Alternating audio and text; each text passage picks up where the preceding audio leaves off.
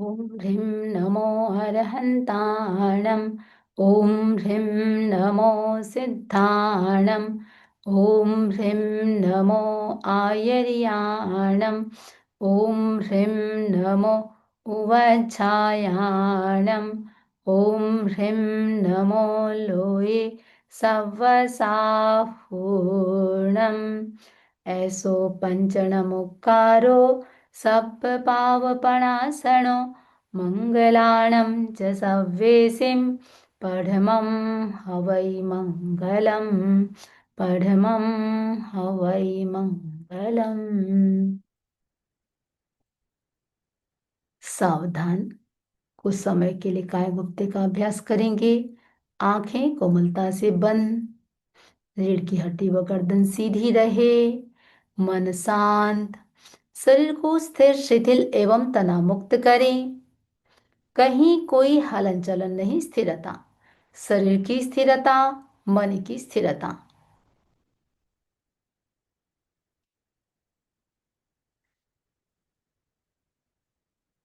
केवल आते जाते श्वास को देखें। श्वास आ रहा है, श्वास जा रहा है।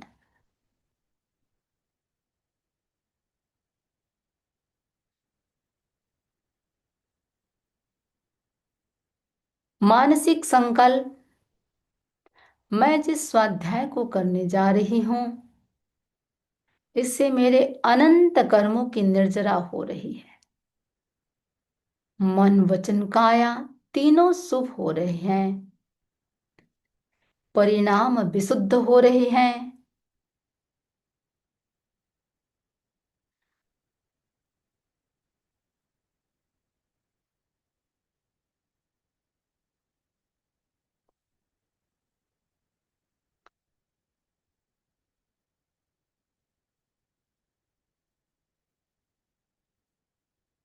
अपने कर्मों को जलते हुए देखें।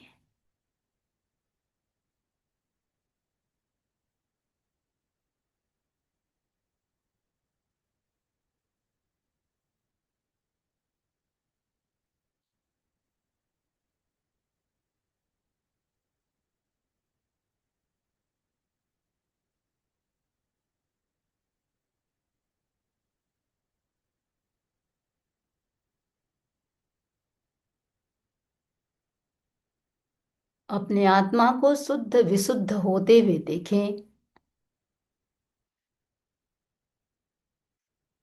लंबा गहरा श्वास लें, लंबा गहरा श्वास छोड़ें।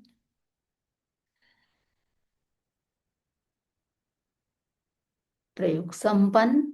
ओम अरहम, ओम अरहम। आराध्य को नमन। उपस्थित बंधुओं बहनों, द्वादश अंगी का ये 8वां अंग है। काफी दृष्टि से काफी महत्वपूर्ण आगम है और यह आध्यात्मिक प्रधान तो है ही, क्योंकि इसकी विषय वस्तु है वो अंतकृत केवलियों के जीवन का जो वर्णन है, जीवन वर्णन से वो भरा हुआ है, ओतप्रोत है। इसमें आध्यात्मिक महापुरुषों, युग प्रवर्तकों, तीर्थंकरों के वर्णन के साथ साथ भौतिक युग प्रवर्तक का भी इसमें वर्णन आया हुआ है। अंतर्गत दशा सूत्र में 3 महान युग प्रवर्तकों का वर्णन है। 2 आध्यात्मिक हैं, तीर्थंकर अरिष्टनेमि तथा तीर्थंकर महावीर। एक लौकिक दृष्टि से युग प्रवर्तक हैं वासुदेव श्री कृष्ण। भगवान अरिष्टनेमि और वासुदेव श्री कृष्ण दोनों ही महान युग प्रवर्तक और समकालीन थे। दोनों ही पारिवारिक दृष्टि से भी जुड़े हुए थे। अरिष्टनेमि श्री कृष्ण के चचेरे भाई थे। भगवान अरिष्टनेमि समुद्र विजय के पुत्र हैं और श्री कृष्ण वासुदेव जी जो है वसुदेव के पुत्र हैं और वसुदेव समुद्र विजय के सबसे छोटे भाई हैं। तीर्थंकर और वासुदेव ये पदवियां हैं जिसे कोई भी जीव उपलब्ध कर सकता है। वासुदेव निदानकृत होता है, तीर्थंकर कोई निदान नहीं करते। जैन परंपरा के अनुसार इस अवसर्पणी काल में 9 वासुदेव हुए हैं, जिसमें श्री कृष्ण अंतिम अथवा 9वें वासुदेव हुए हैं। वासुदेव की यह विशेषता है कि कृत निदान होने के कारण वे संयम साधना नहीं कर सकते। वेदों, महाभारत, पुराणों आदि वैदिक संप्रदाय के ग्रंथों में भी अरिष्ट नेमि की स्तुति की गई है। उन्हें आहुति भी समर्पित की गई है। जैन ग्रंथों में अरिष्ट नेमि तीर्थंकर का विशेष वर्णन है। ऋषि भाषित के 45 अध्ययनों में वर्णित 20 प्रत्येक बुद्ध भगवान अरिष्ट नेमि के शासनकाल में हुए हैं। और इस अंतकर दशा सूत्र के प्रथम 5 वर्गों में वर्णित 51 अंतकृत केवली भी भगवान अरिष्ट नेमि के शासनकाल में हुए हैं। भगवान अरिष्ट नेमि आध्यात्मिक महापुरुष थे। स्वयं की तथा दूसरों की आत्मविशुद्धि और बंधन मुक्ति ही उनका मूल लक्ष्य रहा। जिन क्रियाओं से कर्म बंधन सघन होते हैं उनसे विरति ही इष्ट रही। वे स्वयं संसार और सांसारिक भोगों से ऊपर तो उठे हुए थे ही। उनकी एकमात्र यही इच्छा थी कि सभी मानव सारे की सारे अहिंसक बने, मदिरा आदि व्यसनों से दूर रहे, सभ्य समाज बने।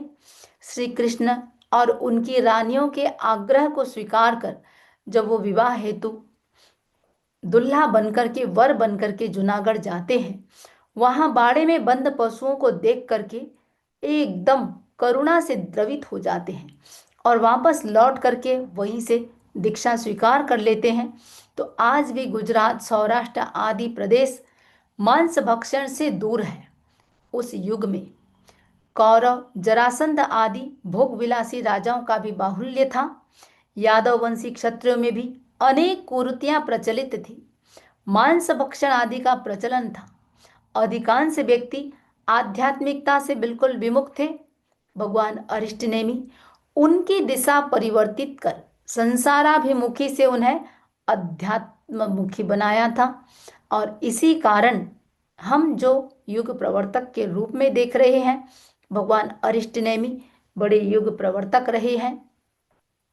भगवान अरिष्ट नेमि और श्री कृष्ण, जैसा कि अभी कहा, दोनों ही महान युग प्रवर्तक हैं, लेकिन दोनों का क्षेत्र पृथक पृथक रहा है। अरिष्ट नेमि का क्षेत्र जहां आध्यात्मिक जगत रहा, श्री कृष्ण का क्षेत्र व्यवहारिक जगत या संसार रहा। दोनों का एक ही वंश हरिवंश है। दोनों चचेरे भाई हैं। जन्म स्थान और परिस्थितियों में दोनों का अंतर रहा। अरिष्ट नेमि का जन्म शौर्यपुर, वर्तमान आगरा नगर के निकट में हुआ है। जन्म की समय स्थितियां सब कुछ अनुकूल थी, कोई समस्या नहीं थी। लेकिन श्री कृष्ण का जन्म बिल्कुल विपरीत परिस्थितियों में हुआ। उस समय उनके माता पिता देवकी और वसुदेव मथुरा नरेश कंस के नजर कैद में थे। शिशु कृष्ण के जीवन की रक्षा एक बहुत बड़ी समस्या बनकर थी। किसी प्रकार अनेक कठिनाइयों को झेलते हुए वसुदेव शिशु कृष्ण को नंद गोप के घर पहुंचाए और वहां उनका बाल्य जीवन बीतता है। गाय चराते, ग्वाल बालों के साथ क्रीड़ा करते धीरे धीरे वो किशोर होते हैं, बड़े हो रहे हैं।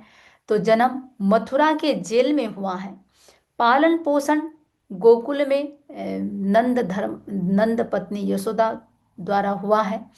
और श्री कृष्ण बचपन से ही बड़े पराक्रमी थे।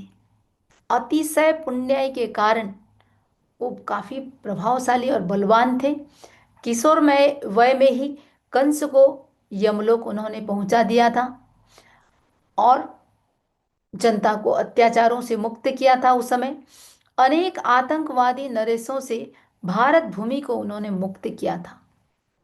स्वस्थ समाज नीति और राजनीति की स्थापना की थी। द्वारिका जैसी समृद्ध नगरी जो अलकापुरी के समान सुंदर थी, उसका निर्माण उन्हीं के पुण्य का ही फल था। तो श्री कृष्ण अत्यंत विनयी और माता पिता के परम भक्त थे।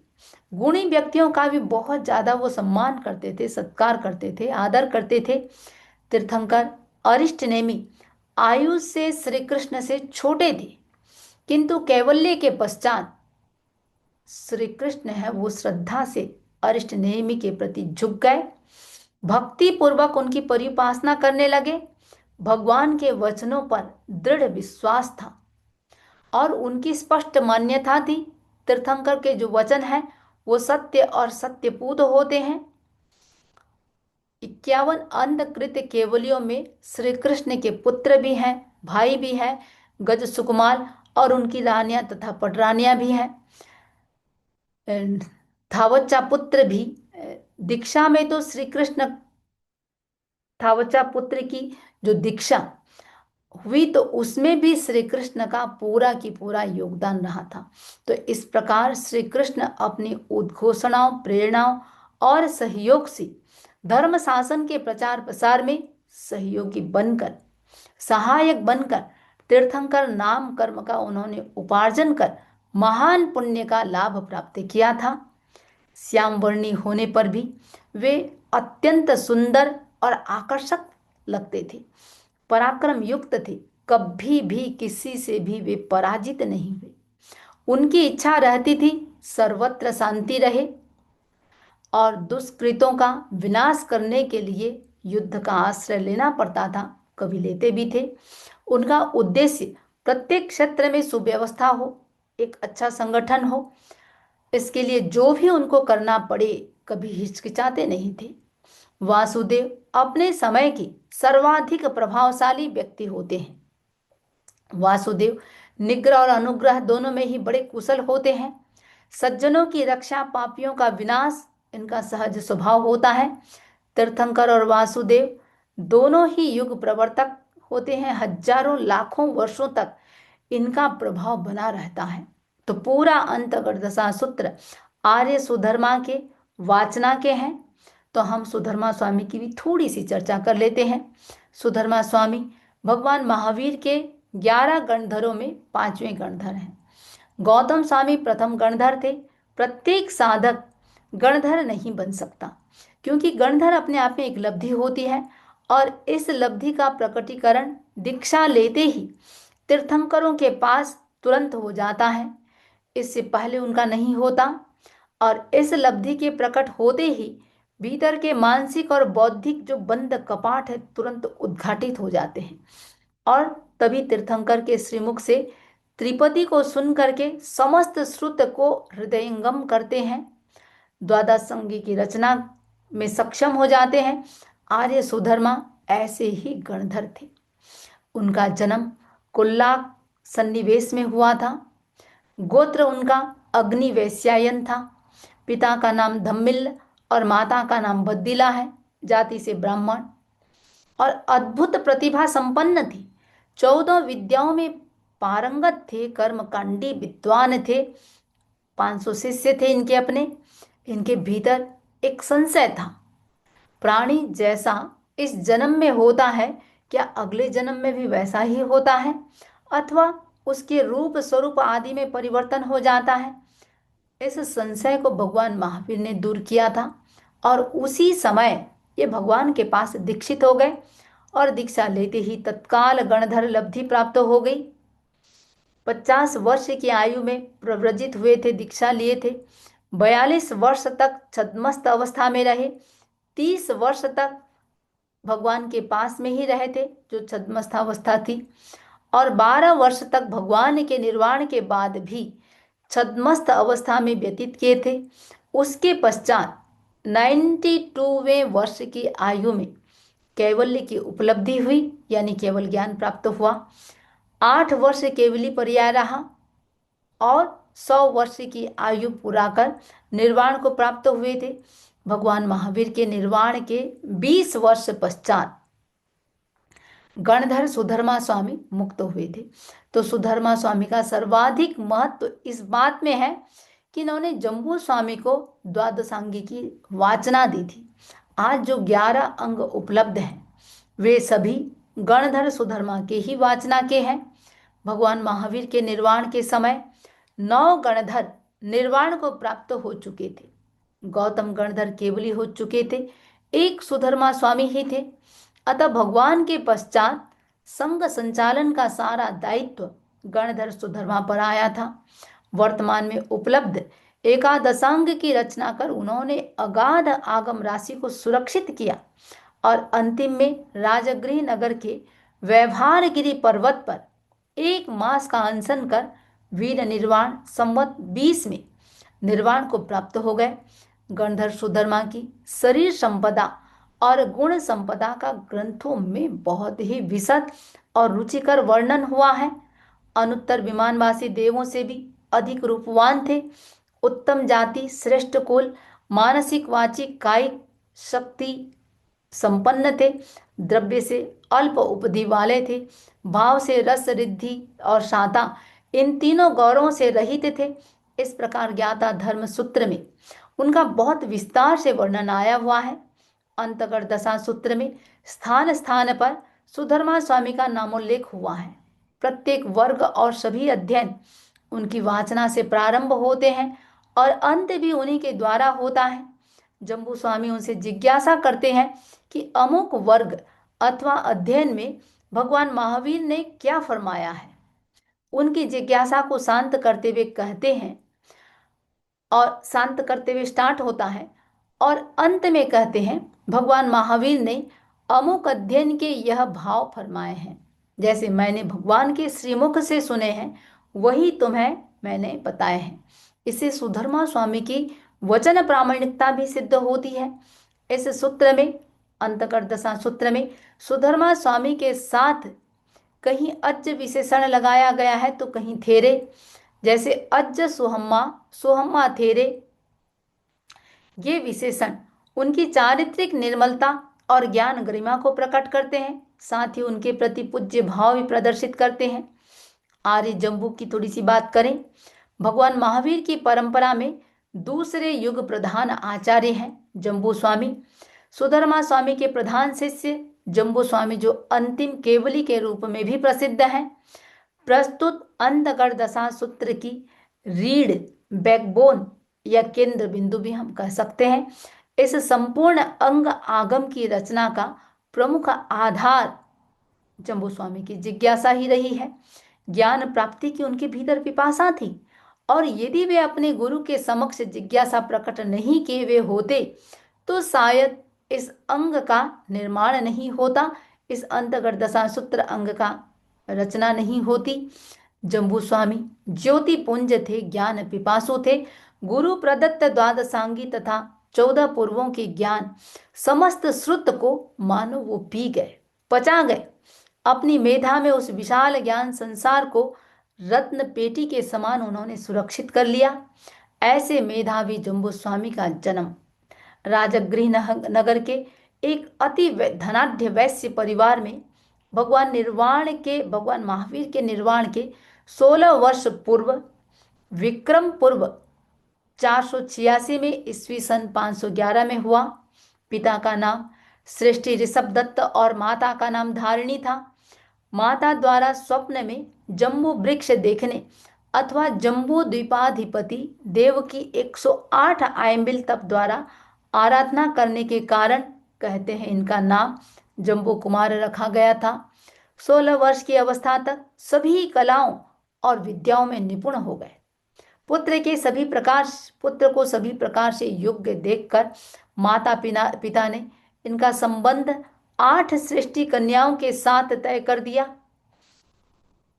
संयोगवश उसी अवसर पर गणधर सुधर्मा स्वामी अपने 500 शिष्यों सहित राजगृह पधारते हैं। 16 वर्षीय युवक जम्बू, जिनका सगाई हो चुका है, सुधर्मा स्वामी की सभा में आते हैं, धर्मोपदेश सुनते हैं और उस प्रथम धर्मोपदेश में ही उनका हृदय वैराग्य से भर जाता है। घर आकर के माता पिता से दीक्षा की बात कही। माता पिता बहुत निराश हुए, अनेक प्रकार से उसे समझाने का प्रयास किया। जब जम्बू एकदम अविचल रहे, दृढ़ रहे, पक्के रहे, अंत में माता पिता ने कहा, हम 8 सृष्टियों को तुम्हारे विवाह का वचन दे चुके हैं और हमारे वचन की लाज रखकर विवाह तो अवश्य ही कर लो। जम्बू कुमार ने कहा, आपके वचन की रक्षा करने के लिए मैं तैयार हूं, तत्पर हूं, लेकिन पहले आप उन श्रेष्ठियों को मेरे दीक्षा निर्णय की सूचना दे दें। यदि वे कन्याएं तथा माता पिता फिर भी विवाह के लिए तत्पर हों तो मुझे कोई ऐतराज नहीं है, मुझे कोई आपत्ति नहीं है, किंतु विवाह के दूसरे दिन मैं दीक्षा लूंगा। अपनी बात कह दी। माता पिता और विशेष रूप से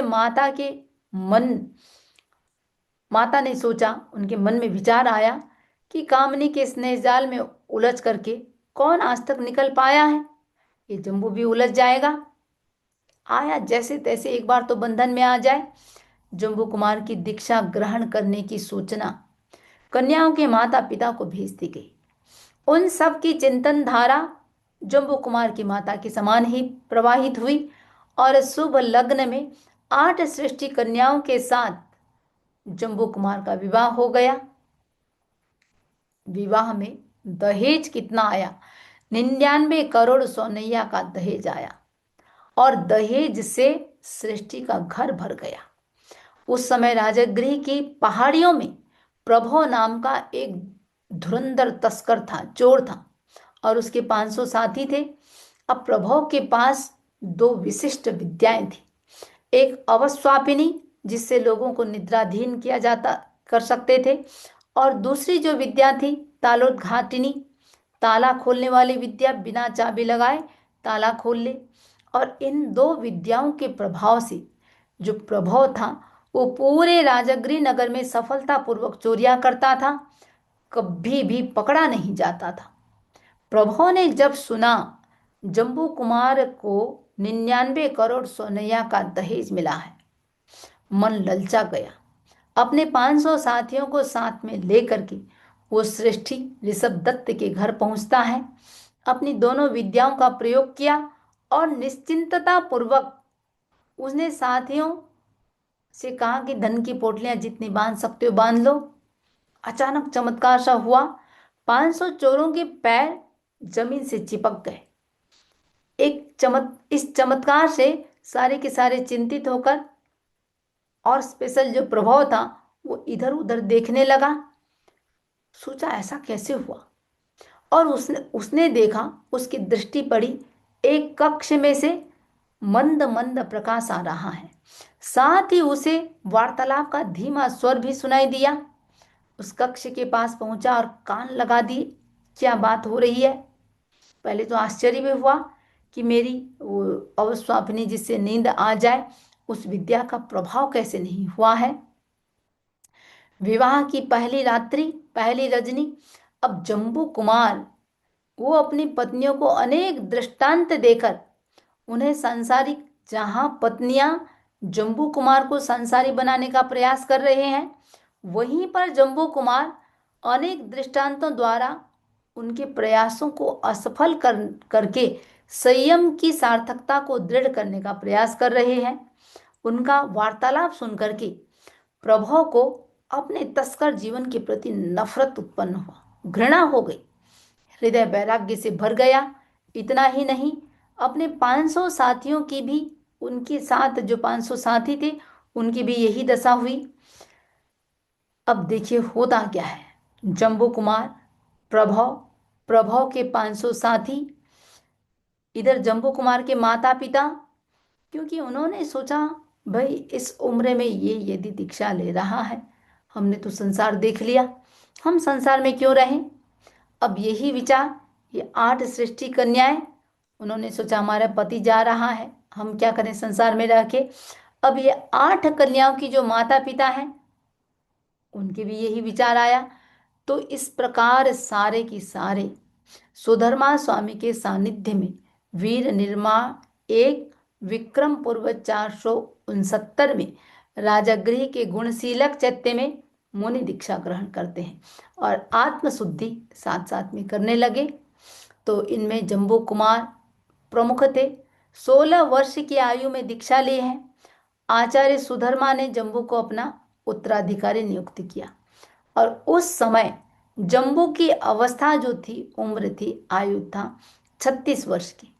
मुनि पर्याय के कुल 64वें वर्ष में और 44 वर्ष तक उन्होंने युग प्रधान पद को भी अलंकृत किया। उनकी संपूर्ण आयु 80 वर्ष की मानी गई है। वीर निर्वाण के 64 में प्रवेश उन्होंने निर्वाण प्राप्त, उनका निर्वाण जो हुआ, जैसे 64 वीर निर्वाण के 64 में उन्होंने निर्वाण को प्राप्त किया था। वर्तमान अवसर्पिणी काल के जम्बू स्वामी अंतिम केवली रहे हैं। आगम की अधिकांश रचना जम्बू के प्रिय संबोधन से प्रारंभ हुई है। हे जम्बू, सर्वज्ञ श्री भगवान महावीर से मैंने ऐसा सुना है। आचार्य सुधर्मा का यह वाक्य आगम साहित्य में बहुत ही विस्तृत रहा है। तो जम्बू स्वामी के मुक्ति के उपरांत 10 बातों का जो विच्छेद हो गया था, केवल ज्ञान, मन पर ज्ञान, परमावधि ज्ञान, पुलाक लब्धि, आहरक शरीर, क्षयिक सम्यक, तो जिनकल्पी साधना, परिहार, विशुद्ध चारित्र, सूक्ष्म संप्राय चारित्र और यथाख्यात चारित्र, ये 10 चीजों का उच्छेद हो गया था। तो इसमें एक है कि केवल ज्ञान, कोई भी उसके बाद केवली नहीं बने। जम्बू स्वामी चरित्र आदि कथा ग्रंथों में सुधर्मा स्वामी और जम्बू स्वामी के पूर्व 5 भवों का वर्णन भी आता है, जिनमें उनका पारस्परिक संबंध है। वर्तमान जन्म से पूर्व 5वें जन्म में दोनों सगे भाई थे, और उस जन्म में भी सुधर्मा स्वामी ने अपने छोटे भाई जम्बू स्वामी के जीव को धर्म का उपदेश दिया था। पूर्व जन्मों से चले आए संबंधों के कारण जम्बू स्वामी की सुधर्मा स्वामी के प्रति अटूट श्रद्धा थी, भक्ति भाव रहा है। सुधर्मा स्वामी के भी जम्बू स्वामी अंतेवासी, अति प्रिय और सदा साथ रहने वाले शिष्य रहे। आर्य सुधर्मा के लिए भी अंतेवासी शब्द का प्रयोग हुआ है, क्योंकि सुधर्मा स्वामी सदा भगवान महावीर के सन्निकट रहते थे, अतः उन्हें अंतेवासी कहा गया है। ठाणम सूत्र में अंतवासी के 4 प्रकार बताए गए हैं। पहला, कुछ प्रव्रज्या अंतेवासी, यानी मुनि दीक्षा की दृष्टि से, सामायिक चारित्र की दृष्टि से आचार्य के पास जो रहते हैं। दूसरा, कुछ उपस्थापना अंतेवासी, यानी छेदोपस्थापनी चारित्र की दृष्टि से आचार्य के पास जो रहे। तीसरा, दोनों ही होते हैं, उपस्थापना भी और प्रव्रज्या भी। और चौथे, दोनों ही नहीं होते, वो धर्मांतेवासी होते हैं, यानी जो केवल धर्म श्रवण के लिए आचार्य के पास रहे। एक ही व्यक्ति धर्मांतेवासी, प्रव्राजना अंतेवासी, उपस्थापना अंतेवासी सभी की सभी हो सकता है। जैसा कि बार बार चर्चा में आ रही है, अंतगढ़ दशा सूत्र के 8 वर्ग हैं। पहले वर्ग में 10 अध्ययन है। पहला अध्ययन गोय में गौतम नाम से है। अध्ययन का प्रारंभ इस प्रकार से हो रहा है, तेणम कालेणम तेणम समयणम, उस काल और उस समय, वैसे काल भी समय का ही सूचक है, और वैसे एक अर्थ को बताने के लिए अनेक पर्यायवाची शब्दों का प्रयोग होता है, और आगम रचना की ये अपने आप में एक विशिष्ट शैली रही है।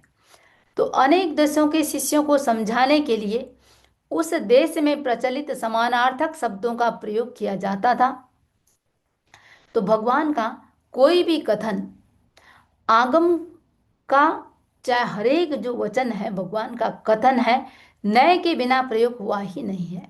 7 नए है, एक नए है समभिरूढ़ नए, और इस नए की दृष्टि से कोई भी 2 शब्द एकार्थक नहीं होते, सबका अपना अपना स्वतंत्र अर्थ होता है।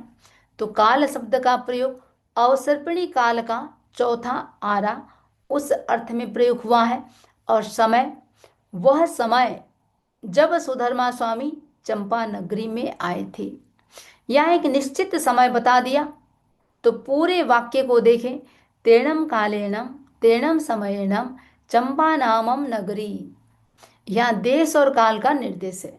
आइंस्टीन के सापेक्षवाद के अनुसार देश और काल के बिना किसी को भी समझा नहीं जा सकता। जर्मन दार्शनिक इमेन्युअल कांट ने भी देश और काल को बहुत महत्व दिया है। आचार्य सिद्धसेन ने भी कहा है, किसी भी चीज को अच्छी तरह से जानना है तो कम से कम 8 नए समझना अनिवार्य है। द्रव्य, क्षेत्र, काल, भाव, पर्याय, देश, संयोग और भेद। बहुत बार आचार्य प्रवर के मुखारबिंद से भी सुनते हैं, द्रव्य, क्षेत्र, काल, भाव की अनुकूलता रही तो ऐसा करने का भाव है। प्रस्तुत सूत्र में सर्वप्रथम चंपा नगरी का नाम आया है। आर्य सुधर्मा स्वामी इसी नगरी के बाह्य भाग में अवस्थित पूर्ण भद्र चैत्य में आर्य जम्बू स्वामी को अष्टम अंग अंतगढ़ दशा सूत्र की वाचना देते हैं।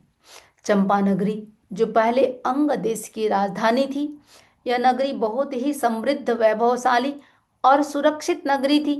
आमोद प्रमोद के प्रचुर यहाँ साधन उपलब्ध थे। थानम सूत्र में प्रसिद्ध और समृद्ध 10 राजधानियों में और 6 महानगरों में चंपा का भी नामोल्लेख होता है। वैसे चंपा का प्राचीन नाम मालिनी था। महाराज चंप ने उसका नाम परिवर्तित कर चंपा रखा। यह भी माना जाता है मगध सम्राट श्रेणिक की मृत्यु के बाद कुमार कोणिक को राजगृह में रहना अच्छा नहीं लगा। उसने एक स्थान पर चंपक के सुंदर वृक्षों को देखा और चंपानगर बसा लिया। कनिंघम ने इसकी पहचान भागलपुर, जो बिहार राज्य में है, भागलपुर से 24 मील पूर्व स्थित आधुनिक चंपापुर और चंपानगर नामक 2 गांव से की है। और पुर छोटा गांव है और नगर बड़ा गांव है। पूर्णभद्र चैत्य जो चंपा नगरी के बाहर ईशान कोण में यानी उत्तर पूर्व दिशा में अवस्थित था। वैसे चैत्य के अनेक अर्थ उपलब्ध होते हैं। यहाँ चैत्य का अर्थ व्यंतर देव का मंदिर माना गया है। तो पूर्णभद्र नामक व्यंतर देव का वो मंदिर था और इसमें पूर्णभद्र नाम के यक्ष की प्रतिमा थी।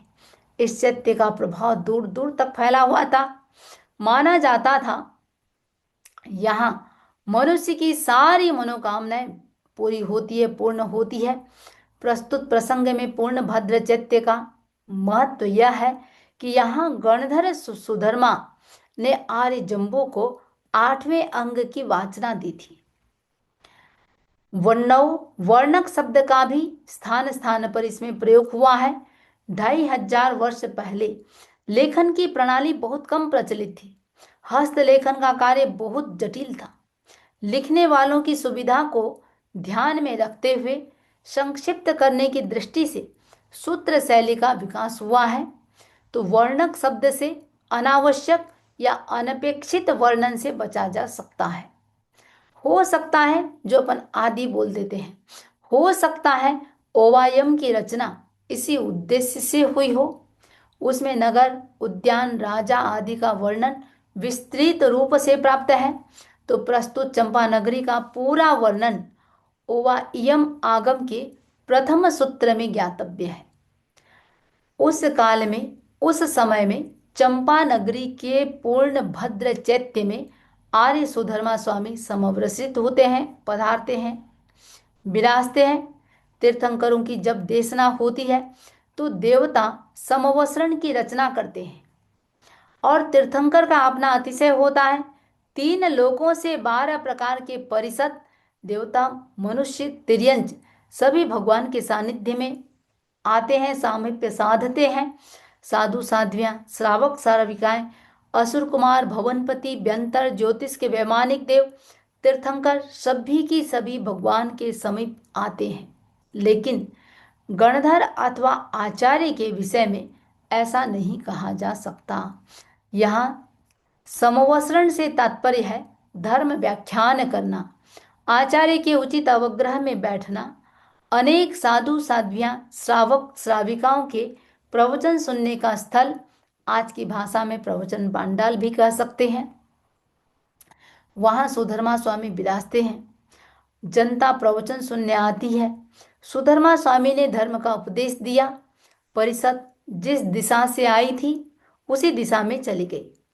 सुधर्मा के अंतेवासी शिष्य जम्बू स्वामी गुरु के पर्युपासना के लिए बैठ रहे हैं। यहाँ यावत शब्द का प्रयोग हुआ है।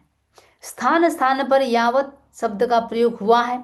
तो देवार्थी, गणी, क्षमा, श्रमण आदि आचार्यों के समय सामूहिक वाचना के दौरान आगमों के लिपिबद्ध का जो क्रम चला, उस समय पूर्व उल्लिखित पाठ को दोहराए बिना उस जगह यावत शब्द का प्रयोग किया जाता रहा और वहां पर जहां उसका वर्णन है, यानी जिस आगम में उससे संबंधित कोई वर्णन है, उसका संकेत वहां दे दिया गया कि भाई अमुक आगम में इसका वर्णन देख सकते हैं, पढ़ सकते हैं। जम्बू स्वामी ने संबोधन में भंते शब्द का प्रयोग किया है और यह गुरु का संबोधन शब्द है। इसके तीन संस्कृत रूप बनते हैं, भदंत, भगवंत और भयांत। भदंत, भवांत और भयांत।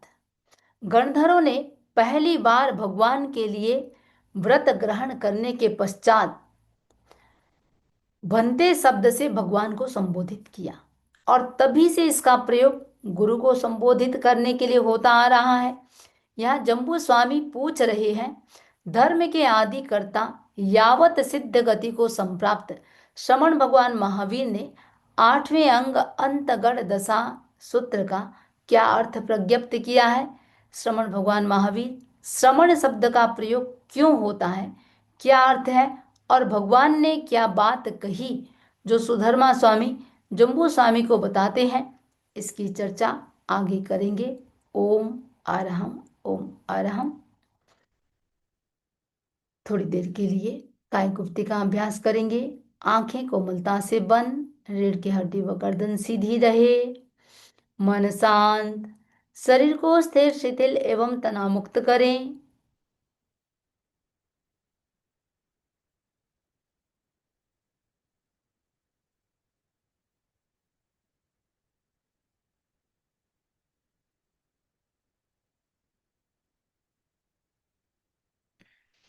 दो तीन लंबा गहरा श्वास लें, लंबा गहरा श्वास छोड़ें।